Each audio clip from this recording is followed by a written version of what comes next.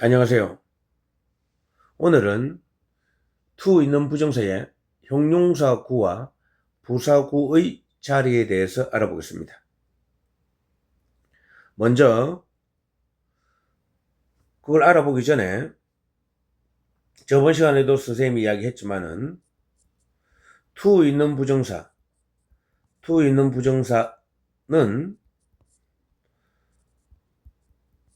동사의 성질을 가진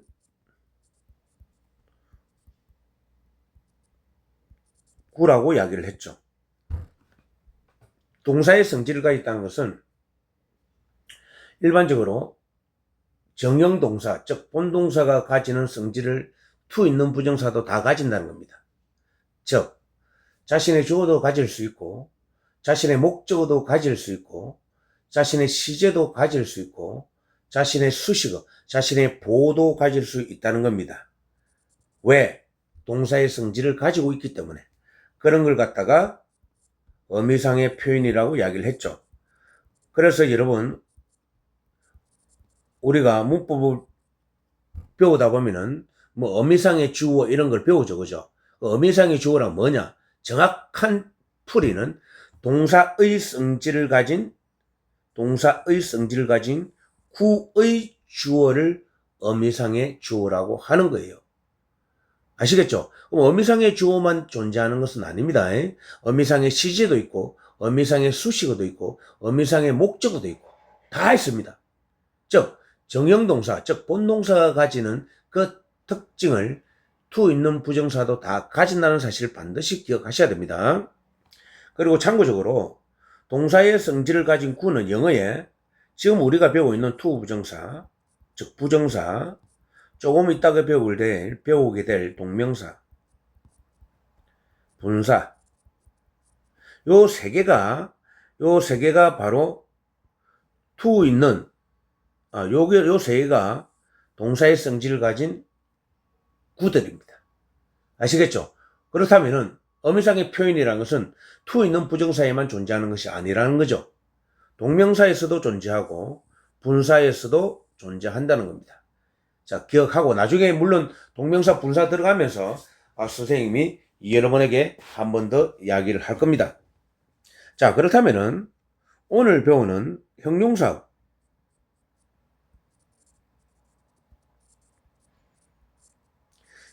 구에 대해서 알아봅시다. 형용사가 뭐죠? 그 형용사가 뭔지 그걸 알아야 됩니다. 형용사가 뭐죠? 형용사란 즉 설명을 하면은 명사의 성질이나 상태를 설명하는 명사의 성질이나 상태를 설명하는 것이 형용사입니다. 명사가 뭐랬죠, 쌤이? 이 세상 만물이 다 명사입니다. 이 세상 만물은 전부 다 이름이 있죠. 그래서 이 세상 만물이 다 명사니까 그 명사의 성질이나 상태를 설명하는 것이 형용사라는 거죠. 형용사가 있으려면 반드시 명사가 존재해야 합니다. 아시겠습니까? 자, 그렇다면 형용사라는 것은 문장 속에서 명사의 성질이나 상태를 설명하는 것이 형용사인데 어떤 자리에서 설명을 하는지 자 알아봅시다. 자, 여러분 여기 보시다시피 형용사 구가 있죠. 그죠? 형용사 구가 있고 그리고 부사 구가 있습니다. 형용사는 기본적으로 명사를 수식하는 자리에 놓이거나 아니면은 요 비동사 있죠. 비동사 뜻이 뭐죠? 이다잖아. 요 비동사를 도와주는 즉 보호자리에 형용사는 놓입니다. 두 자리죠. 두 자리. 보호자리와 수식어 자리. 자, 기본적으로 보통 우리가 형용사가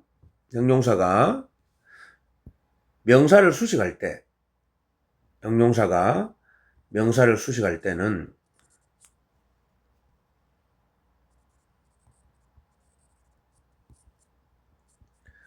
명사 앞에서 명사를 수식하는 게 기본적인 원칙입니다. 언어에는 항상 원칙에서 벗어나는 예외적인 것들이 꽤 많이 존재하죠. 근데 to 있는 부정사가 형용사 구로서 있을 때는 명사 뒤에서 명사를 수식을 한다는 거죠. 그렇다면은 명사 뒤에 일단은 to 동사 원형이 왔을 때는 형용사 구로서 의심해야 되겠죠. 그거는 첫 번째입니다. 의심은 하지만은 요 to 동사 원형이 명사를 수식할 때 형용사 구입니다. 형용사 구이기 때문에 해석 자체가 형용사적으로 돼야 되겠죠. 그죠? 형용사적으로 된다는 것은 하는, 뭐라는, 적인, 이런 식으로 해석 자체가 형용사적으로 돼야 되겠죠. 그래서 기본적으로 to 부정사 앞에 명사가 나타났을 때는 형용사 구로서 의심을 한다. 그 첫 번째입니다. 그죠? 자, 그렇다면 한번 볼까요? 자, 예문을 보게 되면은 명사 수식해가지고 There is no friend to see her. There is nothing to see. I made a promise to see her. 세 개의 문장이 있죠. 근데 to 부정사가 명사 뒤에서 명사를 수식을 한다. 부드럽게. 그럼 형용사 구입니다. 그죠? 이런 보세요. friend라는 명사가 있고 nothing이라는 명사가 있죠. 자, 그녀를 만날 친구가 없다. 볼 것이 하나도 없다. 그녀를 만난다는 약속을 했다. to 있는 부정사가 명사를 수식을 할 때 그게 형용사 구일 가능성은 무조건 하고 100%입니다. 수식할 때. 근데 보통 그 형용사 구가 되기 위해서는 잘 들어야 됩니다. to 부정사가 명사를 수식할 때 해석이 부드럽게 연결이 돼야 되고 그리고 앞에 명사는 반드시 존재해야 되고 여기서 하나 더 여러분이 아셔야 될 게 있습니다. 우리가 to 부정사가 앞에 있는 명사를 수식할 때 이 명사와 to 부정사의 관계를 잘 봐야 됩니다. 그리고 따져야 됩니다. 어떤 관계냐? 첫 번째, 명사가 to 부정사의 의미상의 주어가 되는지 살펴야 됩니다. 아시겠죠? 두 번째, 명사가 to 부정사의 의미상의 목적어가 되는지 봐야 되겠죠. 세 번째로, 명사가 to 부정사에서 수식을 받는데 요게 동격이 되는지 살펴봐야 됩니다. 이 세 가지 중에 한 가지는 반드시 되어야 합니다. 아시겠죠? 자, 문장을 한번 봅시다. 그럼 정말 그런지. 자, there is no friend to see her. 그녀를 만날 친구가 없다 이 말이죠. 누가 누구를 만나죠? 친구가 그녀를 만나는 겁니다. 여튼 그녀한테 그럼 친구가 없다는 거죠. 그죠? 이거는 friend 자체가 to see의 의미상의 주어가 되겠죠. 친구가 그녀를 만나는 거죠. 그럼 her는 뭐냐? to see 의미상의 목적어가 되는 거죠. 그래서 to 있는 부정사가 동사의 성질을 가지고 있다는 것 자체를 이런 반드시 아셔야 됩니다. 그럼 her는 to see 의미상의 목적어고 friend는 to see의 의미상의 주어가 되는 겁니다. 두 번째 문장을 보면은, 그럼 이거는 쉽게 하면 첫 번째 문장은 주격 관계가 되는 거죠. 투 부정사의 관계가. 두 번째 문장은 there is nothing to see. 볼 게 하나도 없다. to see가 타동사의 성질을 가있죠. 그렇다면 뒤에 무엇이 있어야 됩니까? 의미상의 목적어가 있어야 되죠. 안 보입니다. 여기에 의미상의 목적어가 있어야 되는데 안 보이죠? 어디가 있죠? 여기가 있죠. 즉 다시 이야기하자면은 사람들이 어떤 것을 보는 겁니다. 그죠? 그죠? 그럼 이거는 nothing과 to see의 관계는 목적격 관계입니다. 이해가죠? 수식은 하죠? 세 번째, 동격 관계. I made a promise to share. 나는 그녀를 만나기로 약속을 했다. 나는 약속을 했대요. 어떤 약속? 그녀를 만날 것이라는 약속. 동격이죠. 자, 여기서 to 있는 부정사가 명사를 수식을 할 때는 요 세 가지 주격 관계, 목적격 관계, 동격 관계 이 세 가지가 다 세 가지 중에 한 가지는 반드시 되어야 한다는 겁니다. 그래야 형용사구로서의 역할을 한다는 거죠. 이해갑니까? 그 다음에 to 있는 부정사가 형용사구로서 보호자리에서 있을 때, 즉 비동사 뒤에서 있을 때,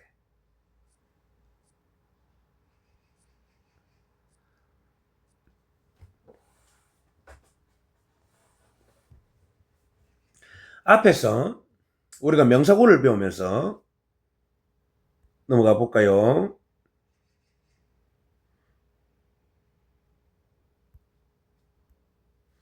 명사구에서 명사가 보호자리에서 있을 때 주어하고 이꼴이 된다 했죠. 그죠? 그래서 이꼴, 즉 동격이 되기 위해서는 주어가 반드시 무슨 주어라고요? 무생물 주어라고 이야기를 했죠. 즉 추상명사가 대다수입니다.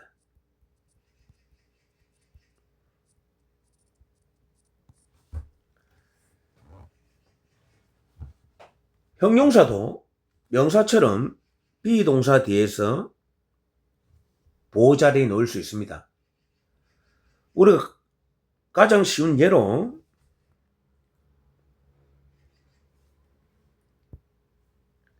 이런 거 봅시다. 저번 시간에 선생님이 이야기했지만은 명사가 보호자리에 왔다. I'm a boy. 누가 소년이죠? 내가 소년이죠. 근데 보호자리에 예를 들어서 I'm poor. 나는 가난하다. I'm rich. 나는 부유하다. 이거 형용사죠. 형용사는 선생님이 뭐라 했죠? 명사의 성질이나 상태를 설명하는 겁니다. 동격이 아닙니다. 그죠? 요거는 I 이꼴은 명사가 오다 보니까 이꼴이 되죠. 그런데 poor와 rich는 주어의 상태를 설명하는 겁니다. 가난한 상태, 부유한 상태. 이해가 좀 쉽죠? 자, 그렇다면은 내가 말입니다. 여러분이 이 비동사 뒤에 넣은 to 부정사가 형용사구인지 명사구인지 좀 더 쉽게 판단할 수 있는 것은 주어가 생물이면은 형용사구로 보면은 100% 맞습니다. 주어가 생물 주어면은 비동사 뒤에 넣은 to 부정사는 형용사구로 보는 것이 100% 맞다 이 말입니다. 아시겠습니까? 우리가 이 형용사구에 비동사가 to 부정사와 함께 결합해서 쓰인 요 형용사구를 문법적으로 B2 용법이라고 하는 겁니다. B2 용법에는 해석법이 5가지가 있습니다. 자, 뒷페이지를 볼까요? 자, 여러분 형용사구라 해가지고 해석법이 나와 있죠. 예정, 가능, 의무, 운명, 의도 5가지 해석법이 있습니다. 크게 중요한 것은 아닙니다만은 중고등학교에 다니는 재학생들은 알고 있으면은 여러분이 도움이 많이 될 겁니다. 이걸 앞글자를 따가지고 선생님은 여러분 이렇게 가르쳐 주죠. 예의가,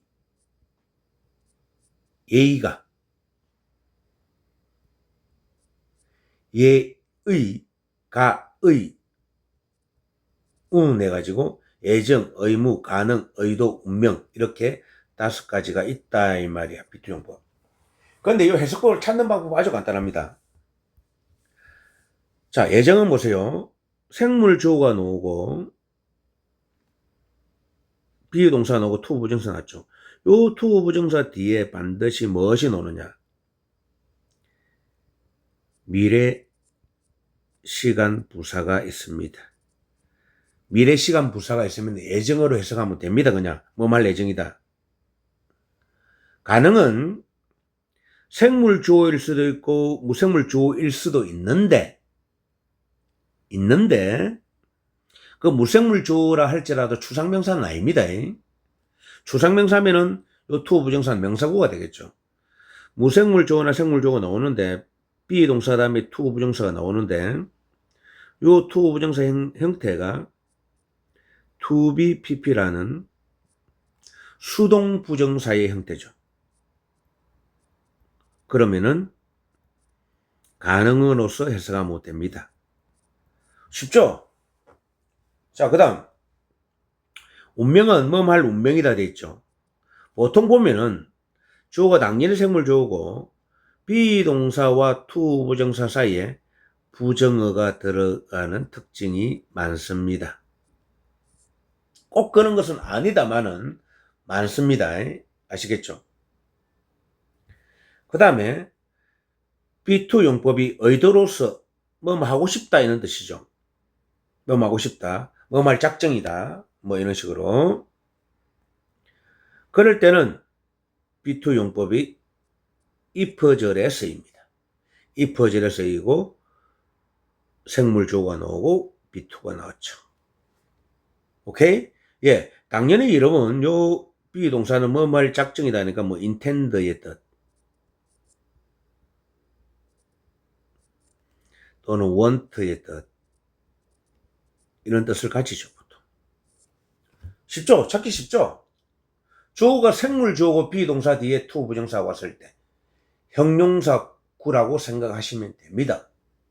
그게 바로 B2 용법입니다. 이해갑니까?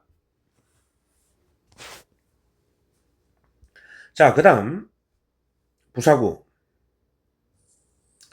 자, 여러분 여기서 여러분 그 부사가 뭐죠?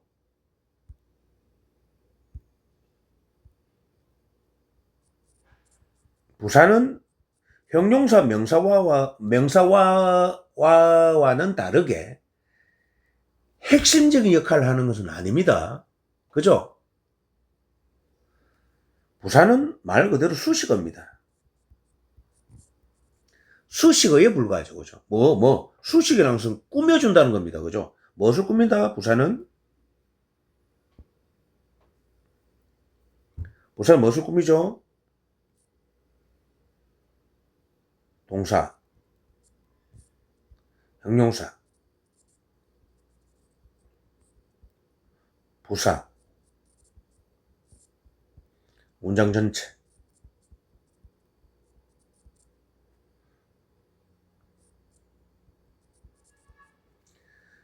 부사는 수식어입니다.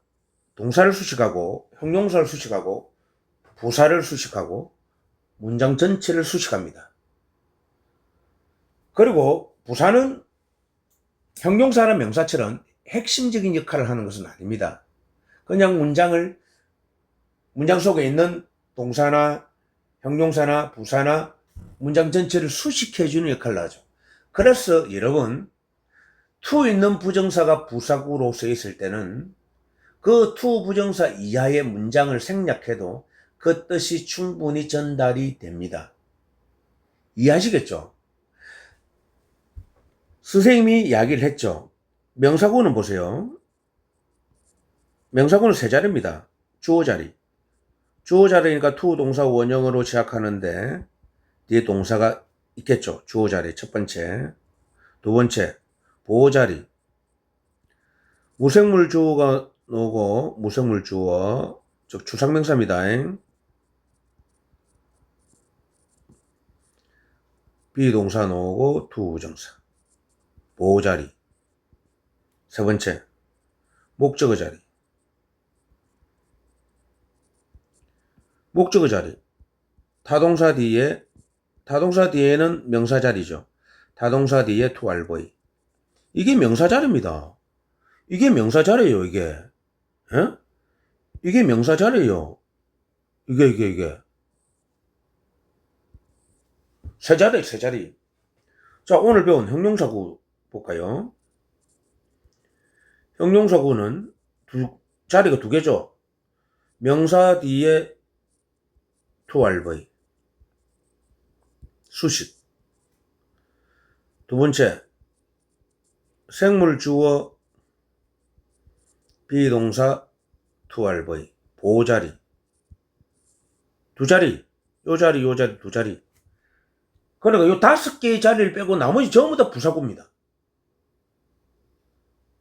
명사구 자리 3자리, 형용사구 자리 2자리. 나머지는 전부 다 부사구다는 거죠. 쉽죠? 자, 근데 우리가 이 부사구에는 해석법이 뭐 4~6가지, 6~7가지 여기 있습니다. 있는데 여기 있는 것만 여러분 봐도 됩니다. 아시겠죠? 결과에서부터 원인, 조건, 이유 판단의 근거, 목적, 형용사 수식. 당연히 형용사를 수식하는 것은 부사죠, 그죠? 명사를 수식하는 것은 형용사고. 자, 그러면 이런 것들이 있죠. 그러면은 뒤에 여러분 이 해석법을 찾는 방법도 선생님은 만들어 놨으니까 한번 보세요. 먼저 부사구의 결과는 뭐뭐 했어 to 부정사 했다. 즉 다시 이야기하자면은 여기 있는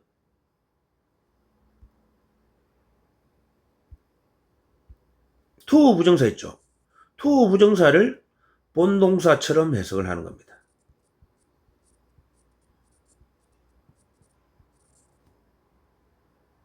한번 볼래요?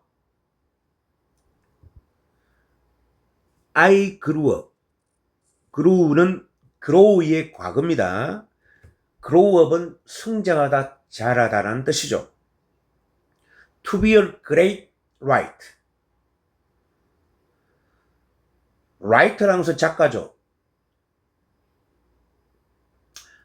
나는 훌륭한 작가가 되려고 성장했다. 아닙니다.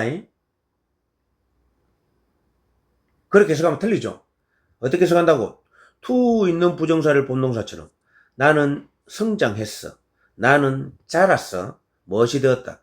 훌륭한 작가가 되었다. 이렇게 되는 거죠. 결과잖아, 결과. 아시겠죠? 그래서 보통 결과 같은 경우는 결과는 주어가 나오고 무어지 동사가 많이 나옵니다. to 동사 원형. 무어지 동사라는 것은 어지가 필요 없는 동사죠. 어지가 필요 없는 동사. 그게 무어지 동사입니다. 보통 필기해 놓으세요. 무어지 동사는 지금 우리 하고 있는 grow up, 자라다. 이 자라다, 성장하다는 어지가 필요 없죠. 나이 뭐뭐 자라고 성장합니다. live, 잠에서 깨어나다. awake, live, grow up. 이런 것들이 무어지 동사에 들어가는 거죠. 아시겠죠? 그 다음 원인을 나타내는 부사구는 잘 해놨죠, 선생님. 여기 감정동사나 감정형용사 다음에 to RV. 아시겠죠? 뭐 하고스, 뭐 했어. 여러분 우리가 어떤 사람들을 만났을 때 glad to meet you. 당신을 만나서 기뻐요. 그 glad 감정 형용사죠. 감정 형용사 다음에 to RV. 쉽습니다. 그죠?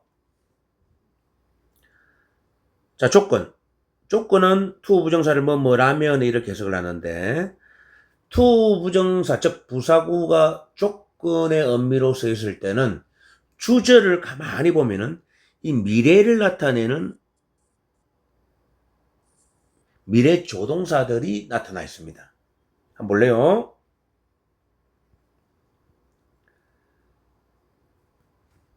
I should be very happy to see her. I should be very happy to see her. 내가 그녀를 만난다면 기쁠 텐데, 행복할 텐데 조동사가 나와 있죠. 요거는 조건입니다. 쉽다 그죠? 반복 연습하면 됩니다. 자, 여러분이 좀 더 쉽게 접근할 수 있게끔 선생님이 책을 이렇게 만들었습니다. 그 다음에 이유 판단의 근거를 나타내는 부사구. 해석은 하다니. 자, 이유 판단의 근거를 나타내는 to 부정사의 부사구는 판단의 조동사라고 합니다. cannot be나 must be, can be나 must be, can be나 must be가 반드시 있습니다. can be가 무슨 뜻이죠? 일리가 없다. 판단을 나타내죠. 부정적 판단이죠. must be는 임에 틀림없다. 이런 것들이 있는 문장에 to 부정사는 이유 판단의 근거를 나타내는 식으로 해석을 하면 됩니다. 하다니. 아시겠죠? 그 다음에 감탄문 속에서의 to 부정사. 감탄문 이야기 할까요? 이거 나중에 가서 배우는데, 자, 봅시다. 쌤, 잠시 이야기는 해줄게. 한번 봐요.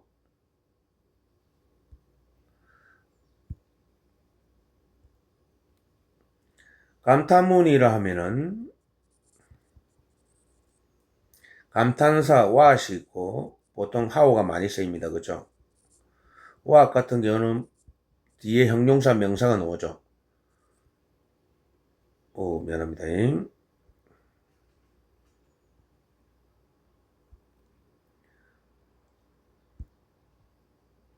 부정관사가 나오고, 형용사가 나오고, 명사가 나오고,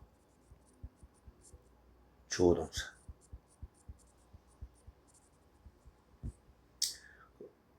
how는 바로 형용사나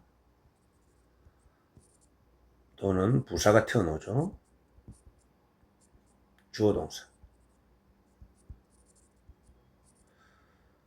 특징이 뭡니까? what 같은 경우는 명사가 존재하고 how 같은 경우는 명사가 없죠. 바로 형용사 부사가 나오죠. 이게 감탄문의 문장의 끝입니다. 그죠? 여기서 이렇게 느낌 붙이는 거죠. 만약 요 뒤에 요 느낌표 뒤에 to 부정사가 나온다. 이거 없어도 되는 거잖아. 전부 다 부사죠. 부사는 문장 속에서 없어도 문장의 형식에 전혀 영향을 끼치지 않는다. 맞습니까? 이해가죠? 바로 이런 걸 이유 판단의 근거를 나타내는 부사구로서 해석을 하면은 된다 이 말이야. 이해가죠? 하다니.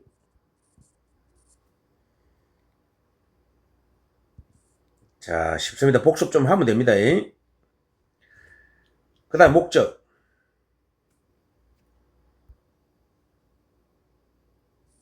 목적은 하기 위해서 당연히 여러분 so as to나 in order to와 같은 뜻입니다.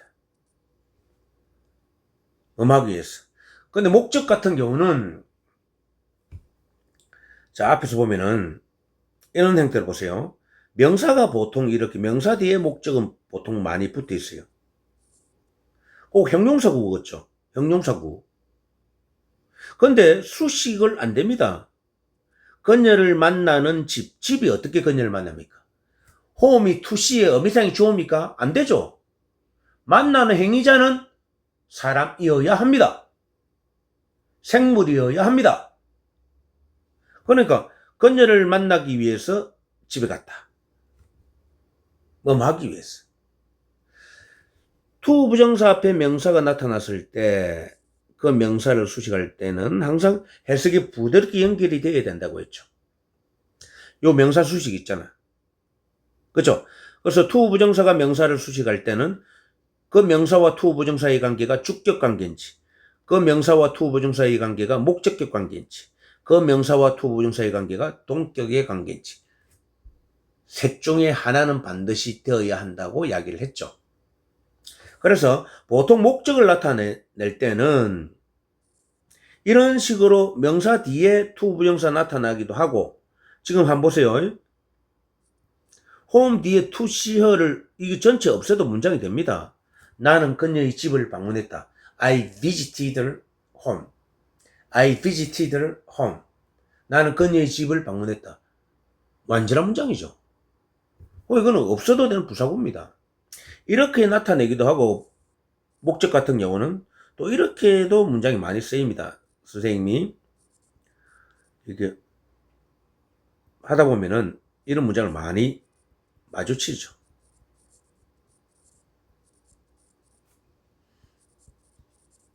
이런 식으로. 그녀를 만나기 위해서 나는 그녀의 집을 방문했다. 이렇게도 많이 쓰입니다. 이렇게 쓰기도 하지만. 아시겠죠? 그 다음에 마지막으로 투 부정사 앞에 명사가 나타나 있어가지고 그 명사를 수식하면은 형용사구이지만은 투 부정사 앞에 형용사가 있어가지고 형용사를 수식하면은 당연히 부사구죠. 아시겠습니까? 그래서 그 집은 찾기가 어렵다 이 말입니다. 근데 위 문장과 아래 문장의 차이는 뭐죠? 문법을 좀 잘 배운 학생들은 바로 알 수 있을 겁니다. 그죠? 선생님이 쉽게 이야기하자면은 요 투시가 타동사의 성질을 가졌죠. 원래 the house의 자리는 여기가 아닙니다. 그죠? 투시 뒤에 있어야 됩니다. 이렇게. 왜? 그 집을 찾는 거니까. 있다 보면은 요 is라는 동사의 주어가 안 보이죠? 그래서 여기 있네. 요 가짜 주어가 쓰이죠. 요 진짜 주어. 요때는 가짜 주어고 진짜 주어니까 명사구고, 가짜 주어고 진짜 주어니까 이건 명사구입니다. 근데 투 부정사의 어미상의 목적어가 주어 자리를 이동을 하게 되면은 자연스럽게 투 부정사가 difficult이라는 형용사를 수식하는 부사구로 바뀌어버리죠. 이 많이 만날 겁니다. 자, 한번 비교해봐요. 형용사 수식해가지고 It is difficult to see the house. It is difficult to see the house. The house는 to see의 어미상의 목적어입니다. 이 어미상의 목적어는 언제든지 가짜 주어 자리로 갈 수가 있습니다. 나중에 배웁니다. 이거는 좀 약간 고급 문법이죠. 갈 수 있습니다. 왜? 가짜 주어니까. 그러니까 가게 되면 이렇게 되죠. The house is difficult to see. 여러분 보시다시피 to see가 타동사의 성질을 가진 어미사의 목적어가 안 보이죠? 그 어미사의 목적어 어디로 갔죠? 주어 자리로 이동을 했습니다. 일이 되게 되면은 to see가 difficult를 수식해주는 부사구로 바뀌어버리죠. 여러분 이처럼 형용사 구와 부사구의 자리도 딱 정해져 있습니다. 한 번 더 이야기를 하지만은 명사구의 자리, to 있는 부정사의 명사구의 자리는 세 자리, 주어 자리, 목적어 자리, 보어 자리. 형용사 구의 자리는 두 자리. 명사 뒤에서 to 부정사가 명사를 수식할 때. 그리고 보자리. 주어가 생물 주어고 비동사가 나오고 to 부정사가 나오는 거죠. 그걸 비투용법이라 했죠. 그리고 형용사라는 것은 여러분 반드시 알아야 됩니다. 형용사는 뭐다? 명사의 성질이나 상태를 설명하는 것이 형용사다. 형용사는 명사가 없으면 절대로 나올 수 없다. 아시겠죠?